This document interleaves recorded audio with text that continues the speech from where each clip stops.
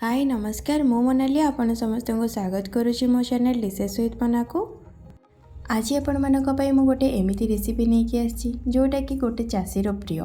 चाषी जितेबाला सकाल उठिकी बिलक जाए से चूना को गोलिकी से पीकी बिलक चली जाए बहुत शांति रे से बिलरे चाष काम करें।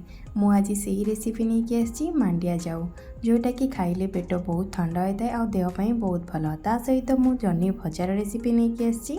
तो चलते स्टार्ट करवा आज रेसिपी। प्रथमे आम मांडिया जाऊ को भिजेवा से गोटे कप मांडिया जाऊ को नहीं गोटे बाउल रे एबे एथिरे अल्प अल्प पानी को ऐड करिके आम को भल भाव में मिसई नवा।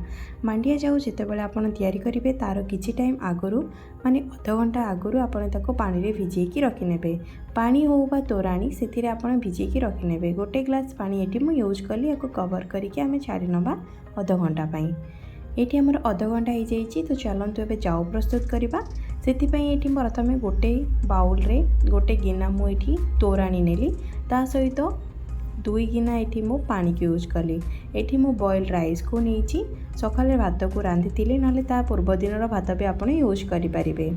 भात को टिके कुक है पर्यंत आपण को छाड़ी ने। भात ये आमर भलसे कुक हो जाइए। आम जो मांडिया चूना को भिजेकी रखी ताकू आम अल्प अल्प देकी पूरा भल भाव में मिसई नवा।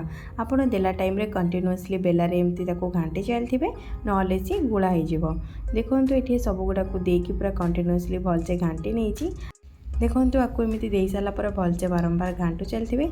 आपड़ ये आपण क्वांटिटी अनुसार आपको जीक भात पसंद ता अनुसार आप भात को नहीं जाए। एवं स्वाद अनुसार लुण को ऐड करने जीक लुण दरकार ता अनुसार आप लुण को देदेवे ना लुण अल्प देकी आप पर मिसेकी भी आपको खाईपारे। ये आपको भलसे मिसई नहीं आपको मीडियम रू लो फ्लेम रे आम आपको कुक कर नवा। देखो मांडिया जो बहुत ठीक है आ भितर मुझे बहुत थर आपको घाटी भी चली आप बारंबार ताको घाटे ना सी तले लगिज। देखिपे मांडिया जाऊ आमर बहुत भल थिकनेस को आसीगला ताने आमर ये मांडिया जाऊ पूरा हो गला। बर्तमान आपको ठंडा हाँपाई छाड़ नवा। आपड़ जब मांडिया जाऊ खाइबे ता पूर्व दिन बनईकी खातु से बहुत टेस्ट लगी थाए।